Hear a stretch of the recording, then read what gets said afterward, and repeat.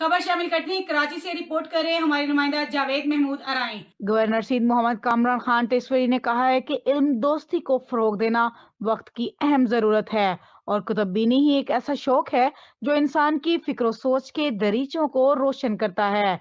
इसमें कोई शक नहीं कि इल्म दोस्ती, किताब दोस्ती अमन इंसानियत की फलाह की जमानत है, क्योंकि यही वो दरीचे हैं, यही वो जरिए हैं जो मुआशरे को फसाद से बचाते हैं और बेहतर मुआशरे की तकमील करते हैं।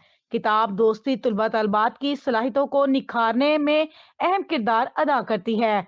इसी तरह सरगर्मियों को फरोग देकर ही हमारे मुआशरे में खुशगवार तब्दीली को लाया जा सकता है। इन ख्यालात का इजहार इन्होंने बल्दिया कोरंगी के जेर एहतमाम 2 रोजा कुतुब मेले का इफ्तिताह करने के मौके पर किया।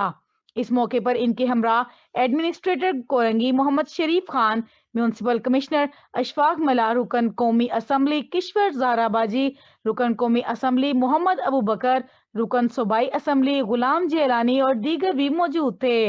इन्होंने इस मौके पर मजीद कहा कि किताब कलम दोस्ती से हर फर्द को जोड़ना होगा, क्योंकि मुताले के जरिए जो इस्लाह तब्दीली इंसान में पैदा होती है, इसके नताइज दोरस और बेहतर होते हैं।